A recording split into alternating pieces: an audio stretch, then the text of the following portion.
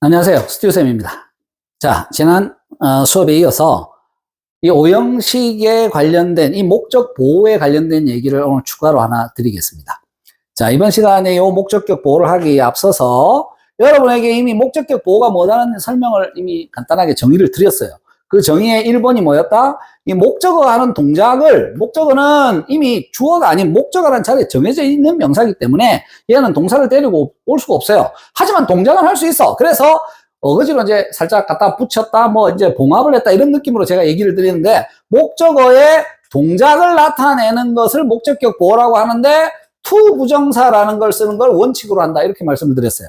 두 번째는 목적어와 그냥 같은 거다, 같은 거.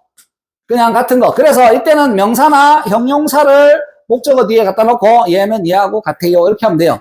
우리가 뭐 예를 많이 들어요. 우리는 부른다 그녀를 천사라고, 이렇게 할 수 있죠. We call her an angel. 그래가지고 그녀를 천사라고 부른다. 그녀하고 천사가 같은 느낌 들어야 안 들어요? 들잖아요. 그러니까 그걸 오형식이라 한다, 그렇게 생각하시면, 그런 형태는 간단하니까 이해하기는 좋은데, 실질적으로 뭐 이 목적어를 목적보와 같은 걸 하고 뭐 한다, 이렇게 하는 것은 이해하기 쉬워요. 하지만 이 오형식이 나오면 10번 중에 한 번, 두 번 나올까 말까 해요. 거의 오형식 하는 거는 이 형태가 대부분을 이룹니다. 근데 이 형태가 대부분을 이루는데, 목적어 하는 동작을 오형식의 목적격 보호로 쓴다를 해가지고 요거를 그냥 전부 그렇게만 쓰면 좋겠는데, 또 무슨 변화가 일어나요. 여기서 누군가가 변화를 일으켰어요. 변화를 일으켰는데 그걸 다 공감을 하고 다 따라하기 시작해서 그걸 이룰이 되어버린 경우가 있어요. 그걸 먼저 간단히 말씀드리고, 더 복잡한 거는 제가 이 동사의 이제 변화를 설명하고 난 뒤에 이제 다시 오형식에 대해서 부연 설명을 해드릴게요. 우선은 기본적으로 하나의 변화가 어떻게 진화해서 오늘날 룰로 굳어졌는지에 대한 얘기를 하나 해드릴 건데요. 여러분, 이런 동사 들어보셨죠? 여기 이제 어떤 동사가 오는데, 그 그건 따로 동사의 종류라고 하지 않고, 뭐 몇 단어 안 되는 단어들을 특정하게 이름 붙여놓은 단어들이 있어요. 어떤 동사가 있냐면은, 지각동사라는 거 들어보셨을 거예요. 지각동사라는 거는 보고 듣는다가 대부분입니다. 우리가 이게 촉감으로 느껴서 아는 것도 있지만, 우리가 언어에서 만날 때, 이 글에서 만날 때는요, 지각동사 이러면 본다와 듣는다라고 생각하시면 돼요. 그러니까 단어로 쓰면 우리 see 하는 게 보다잖아요. 또 look 갖고는 안 됩니다. look at 해야 보답니다. 요런 본다 개념이 있고, hear 하면은 이게 듣다잖아요. 또 listen to, 요것도 to까지가 있어야 듣다가 됩니다. 요런 보다와 듣다, 뭐 물론 watch라는 것도 있고 notice 뭐 다른 단어도 있습니다만, 우선 알기 쉽게 보다 2개, 뭐 듣다 2개 정도로 하죠. 여기에 이 지각동사라는 게 여기에 올 때 얘기입니다. 두 번째, 사역동사라는 것도 들어보셨을 거예요. 사역동사가 뭐냐? 사역동사가 여러분 어디선가 들어보면 그러잖아요. 뭘 시킨다, 뭐 이런 얘기를 하잖아요. 그런데 진짜 사역동사는 뭐냐? 시킨다 개념이 진짜 맞는 거냐? 사역동사는 3단어가 있다 그럽니다. make라는 단어가 있고, have라는 단어가 있고, let이 있다, 이렇게 얘기를 해요. 뭐 공간이 좀 부족한 관계로 밑에 여기 좀 지우고요. 자, 이 사역동사, 지각동사라는 얘기가 나오면 거의 이제 오형식 얘기를 하는 겁니다. 그런데 여기서 이제 제가 이 동사들에 대한 설명을 간단하게 해드리고 여러분에게 이 말씀을 드려야 여러분 이해하기가 좋습니다. 지각, 본다, 듣는다라 그랬죠. 사역은 뭘까요? 요것도 먼저 정의를 내리죠. 요거는 시킨다라고 하는데, 저는 그렇게 좀 뭔가 좀 딱딱한 느낌이 들면, 시키면 윗사람이 아랫사람에게 뭐 일 시키는 느낌이잖아요. 그렇게 생각하지 마세요. 이 사역이란 말 누가 붙였는지 모르겠는데 너무 말이 셉니다. 너무 세서 우리가 이해하기가 좀 부담스러울 만큼 뻑뻑해요. 그래서 사역이라는 말을 저는 이렇게 여러분에게 설명을 드립니다. 이 사역하지 말고 해주세요 동사라고. 뭔가를 좀 해주세요 하는 동사예요. 부드럽게 얘기하는 게 좋잖아요. 이거보다는 해주세요 하는 동사예요. 자, 여기에 보다, 듣다, 해주세요 하는 이런 동사들을 우리가 가만히 특성을 한번 생각해 보면 말이에요. 우리는 눈과 귀를 가지고 있고 하루 종일 보고 듣습니다. 보고 듣는 행위는 무엇을 위한 걸까요? 정보를 듣는 거예요. 정보를 받아들이는 거예요. 이런 수업에서 내용을 보고 듣는다는 얘기는 이 전체 지적인 내용을 내가 누군가로부터 받아서 내 거로 만들고 싶다라는 정보 수용의 개념이잖아요. 하루 종일 여러분 뭔가를 듣고 보고 있습니다. 우리가 하는 이 지각이라는 개념은 스페셜하다 이렇게 말하기는 좀 곤란하고, 무슨 동사냐 하면은 우리가 일상생활에서 제일 많이 하는 동작 중에 두 개 중에 하나예요. 제일 많이 하는 동작이 이거하고 이건데 이 지각이 두 개 중에 하나란 말이죠. 보고 듣는 동작은 제일 많이 하는 동작입니다. 그 말은 글에서도 말에서도 제일 많이 나온다는 뜻 아니겠어요? 그렇게 이해하셔야지. 이거 무슨 특별한 희한한 동사로 그렇게 오해하시면 안 돼요. 사역동사라는 것도 생각해 보세요. 제가 여기 해주세요라고 해놨는데요. 생각해 보십시오. 여러분이 지금 저에게 사역을 한다고 생각하면 이해가 되십니까?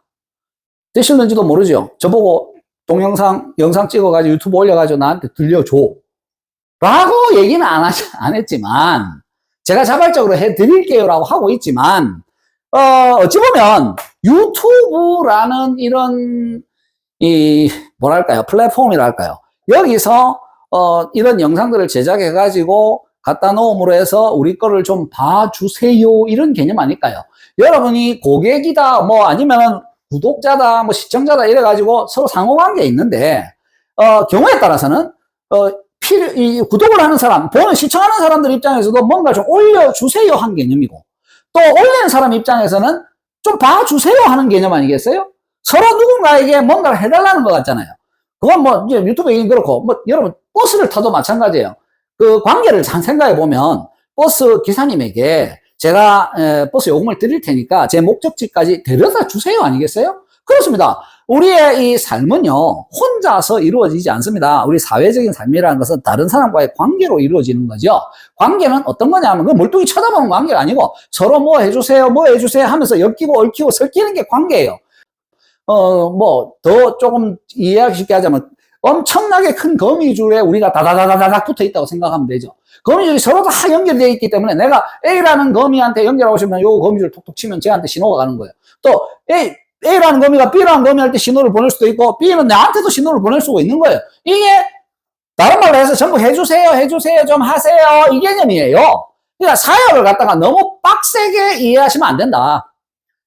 이런 개념으로 보면은요, 이 make, have, let이라는 이 동사가 뭔 얘기인지가 참 와닿질 않아요. 그래서 여기 make, have, let이라고 세 개가 있는데, 그럼 해주세요가 뭐 한 개만 하면 되지 세 개는 왜 나왔어요? 이런 좀 궁금함이 있을 수 있죠. 이 make라는 것은 원래 뜻이 만들다잖아요. 만들다라는 것은 하게 한다라는 의미의, 예를 들어 얘가 이거 숙제를 하게 해요. 그러면 숙제하게 만든다, 그런 어떤 그림적인 개념에서 make를 해주세요로 갖고 오는 거예요. 자, 숙제하세요. 숙제하게 시킨다 하면 좀 너무 어감이 세니까 숙제하게 하다, 이 정도의 느낌이 make예요. have는 가져다죠. 이것도 뭐 해주세요라고 한다니까 좀 이해가 잘 안 되는 경우가 참, 옛날에 내 기억에 옛날 공부할 때 그랬어요. 이게 뭘 해주세요? 또 뭐 하게 한다, 강제로 하게 한다. 이게 난 전혀 느낌이 안 왔어요. 나중에서 제가 터득한 겁니다. 왜 이게 남에게 해주세요일까? 이거하고 또 다른 단어들을 왜 두 개 거의 같은 개념으로 쓸까? 개념이 좀 다르죠. make는 하게 한다로 끝이고요. 만든다, 하게 한다. 요거는 하게 해서 내가 가진다는 뜻이에요.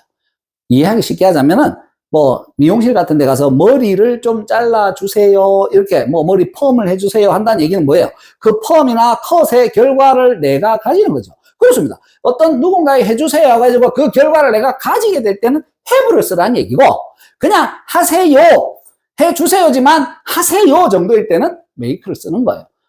왜 다른 단어를 갖다 놓고 같은 뜻이라고 그럴까요? 그럼 말이 안 되잖아요. 그러니까 그런 차이가 있어요. 이거는 일방적인 거고, 이거는 회계에서 그걸 내가 다시 도로 받는 개념이에요. let이라는 단어는 그거보다도 굉장히 이건 좀 자유로운 단어. 하세요, 내버려 두다예요. 하든지 말든지 그냥 내버려 두는 거예요. 이것도 어찌 보면은 제가 나 좀 내버려 두세요 했기 때문에 하는 개념이에요. 해주세요가 저기서 날라왔고 그렇게 내가 해드릴게요, 이런 개념으로 let을 쓰는 거죠. 그래서 여기에 있는 이 make, have, let이라는 세 단어를 묶어서 사역동사라고 하는데, 나는 그냥 해주세요 동사라고 하고 싶고요. 이거는 여기에 있는 지각동사와 마찬가지로, 여기 뭐 단어 합쳐봐 여기 세 단어잖아요. 여기 본다, 듣는다는 이거 이상 거의 있지도 않아요. 뭐 보다만 한 두세 단어 더 있습니다만. 해봐야 한 10개 남짓된 단어. 이 단어들이 제일 많이 쓰입니다. 제일 많이 나오면은, 거기에 따르는 뭔가의 변화가 생겨요. 이 단어들이 딱 등장하면 거의 대부분입니다. 100%는 절대 아닙니다. 거의 대부분 이 뒤에 목적어라는 게 오겠죠. 이게 동사니까 앞에 주어라는 게 있을 것이고, 뒤에, 여기 주어 뒤에 동사로 이런 것들이 올 것이고, 그 다음에 여기에 뭐가 오는 게 90%예요. 목적어죠. 그렇습니다. 목적어로 오는데, 거의 대부분 이렇게 생긴 사람이 와요, 사람. 대부분 그래요. 이 사람이 뭐 하는 걸 보다, 이 사람이 뭐 하는 걸 듣다, 이 사람이 노래하는 소리를 듣다, 뭐, 또는 막 뛰어가는 걸 볼 수도 있는 거고요. 등등. 또는 이 사람에게 해주세요 해서 내가 또 어떤 결과를 가질게요 하게 내버려 두고 하는, 보통은 사람이 온다는 얘기예요. 여러분, 보편적인 게 이 머릿속에 인식돼 있으면요, 나중에 그게 다 익혀지면 좀 다른 게 와도 자연스럽게 수긍이 되고 받아들여져요. 그러니까 여러분이 사람이 온다고 생각하세요. 그 다음에 뭐가 오느냐, 오형식에서 온 거예요. 이게 여기서 온 거기 때문에 여기는 목적격 보호가 올 건데, 이 사람이 이 보고 듣고 해주세요 하면 전부 동작이 옵니다. 전부 동작이 오는데, 이 사람이 뭔가 한 동작이 올 거 아니에요. 나중에 뭐 분사 이런 거 공부할 때는 동작을 하는 게 아니고 받는 것도 옵니다. 그런 이제 또 다른 변형이 일어나는 것은 그 파트에 가서 설명을 할 거고요. 여기 이제 하는 것만 할게요. 이 사람이 동작을 할 때는 앞에서 이미 설명을 드렸죠. to 부정사라는 게 원래가 목적어 하는 동작이라고 말씀을 드렸어요. 그렇습니다. 원래 일단 목적어 하는 동작은 정해지기를 목적어 뒤에 to 부정사. 아까 뭐 설명을 앞 영상에서 이미 드렸으니까 대충 아실 거예요. 얘가 하는 동작은 이렇게 to 부정사 쓰기 원칙입니다. 그런데 이 앞에 무슨 다른 동작, 아까 want를 제가 하나 뭐 앞에서 설명을 했는데 want, allow 또는 find 뭐 등등 동사들이 있습니다. 이거 지금 다 알 필요 없고 때가 되면 또 알게 될 거고. 근데 여기서 이런 동사들이 왔을 때 그럼 어떻게 되느냐? 이런 동사들이 오고 사람이 오고 이 동작이 올 때는 이 패턴이 실질적으로 영어에서 많이 나옵니다. 이 지각동사, 사역동사 많이 쓰여요. 인간관계고 우리가 보고 듣고 하는 게 우리가 제일 많이 하는 짓이니까 당연히 많이 나오겠죠. 그럼 이런 형태가 자꾸 등장을 해요. 그러다 보니 또 어떤 좀 뭔가 재기발랄한 한 사람이 아이디어를 스스로 하나 낸 거죠. 계속 이 패턴을 오면 굳이 이제 여기에 있는 to 부정사에 to 안 써도 뭔 말인지 알 것 같은데, 자꾸 to 하니까 이 to 하나 말하는 것조차도 귀찮았나 봐요, 누군가가. 이걸 없애버렸어요. 없애고 그냥 동사 원형의 모습만 그대로 둬버리고 누군가에게 말을 한 거예요. 그랬더니 그 말을 들은 사람도 평소에 자기는 그걸 뺄 생각은 없었지만 쓰면서 이런 동사들을 워낙 자주 쓰다 보니까 그 사람 생각에도 좀 뭔가 귀찮았던가 봐요. 빼니까 자기도 시원한가 봐. 그래서 빼니까 좋네 이래서 또 다른 사람한테 이래 얘기하고 그 사람도 그렇게 느끼고 이래가지고 쭉쭉쭉쭉 뻗어나가지고 전 영어를 쓰는 사람들이 이걸 다 빼기로 해버린 거예요. 어디에서는? 지각, 사역, 동사 뒤에서는. 왜? 제일 많이 나오니까. 그래가지고 빼기로 전부 하고 써버리니까 그게 뭐가 됐다? 그게 룰이 된 거예요. 생략이 일어나서 원래 있어야 할 게 없어지는 것도 소통이 된다면 그걸 저는 감히 이런 설명을 하면서 그걸 진화라고 합니다. 여러분 앞으로 제가 하는 수업이 이제 스타트죠. 이제 품사가 지나서 문장이 이제 어떠고 얘기가 나오는데 진짜 시작 단계에 불과합니다. 할 얘기가 참 많아요. 얼마나 더 할지는 모르겠습니다만 하염없이 할 것 같습니다. 그 와중에 진화라는 얘기는 참 많이 나올 거예요. 지금 기존에 우리가 문법책에서 설명하고 있는 것들 중에 이 진화 과정이 빠져서 설명이 대충 얼버무리고 넘어가는 것들이 꽤 있습니다. 저는 뭐 공부하면서 상당히 궁금했던 것들이고 아무도 안 가르쳐주는 것들이고 또 가르쳐준다 하더라도 저 외국인 교수가 원서로 가르쳐주는 그런 것들이라 가지고 정말 뭔가 알아내느라고 제가 시간이 참 많이 걸렸어요. 근데 여튼 제가 그렇게 고민하다 보니 매일같이 고민을 하다 보니 답이 찾아지더라라는 결론에 도달한 거고, 제가 감히 이렇게 유튜브를 하면서 여러분에게 뜬금없는 이 강의잖아요. 아무나 보시고 제 강의를 들으시고 이건 무슨 뭐 10원짜리 하나라도 내십시오 하는 개념도 아니잖아요. 저는 제가 살아있는 동안 제가 지금까지 공부해서 알게 된 거를 갖다가 그냥 갖고 사라지고 싶은 그런 생각이 없어요. 다 이 세상에게 좀 던져놓고 가고 싶어요. 그래서 유튜브를 하게 된 겁니다. 그러니까 저와 만나시는 분들은 아마 색깔이 좀 다른 영어를 공부하신다라고 스스로 느끼실 때가 금방 오실 거예요. 지금 던지는 이 얘기들도 그렇습니다. 사역 지각 동사를 가지고 무슨 특별한 동사라서 여기가 뭐가 없고 이거 원형 부정사를 써야 되고 현재 분사는 지각 동사 뒤에는 ing가 와도 되고 어쩌고 그런 거는요. 정말 무슨 영어를 수학처럼 공식화 시키고자 하는 거예요. 이해가 아닌 거예요. 이해를 하려면은 이 단어들 뒤에 왜 to가 없어졌는지를 한번 고민을 해봐야 되는 거예요. 여튼 뭐 제가 드리고자 하는 방식에 대해서 여러분은 조금씩은 이제 이해를 하실 거라고 보고 여기에 왜 to가 없어졌는지 그리고 또 웃기게도 이제 to 쓰면 틀렸다 그래요. 전부가 안 쓰면 그게 규칙이고 다 안 쓰기로 했는데 쓰면 틀리는 거예요. 그래서 우리 학교 시험 같은 데 보면 맨날 이거 나오잖아요. 근데 이 동사들에 대해서 여러분이 인식을 뭐 돌아서면 나오고 돌아서면 나오는 동사들이다라고 이렇게 친근하게 가지시면은 이 개념이 하나 어려운 게 아니고 충분히 이해가 된다. 그렇게 하실 거예요. 수긍이 돼야지 여러분이 모든 걸 여러분의 것으로 받아들일 수가 있습니다. 자, 이렇게 해서 오형식에 관련된 얘기가 더 있습니다만은 그거는 지금 다 해버리면은 이해가 잘 안 되는 부분이 있어요. 그래서 그거는 또 다른 어떤 단계를 거쳐서 쭉 가가지고 내가 또 말씀드리겠습니다.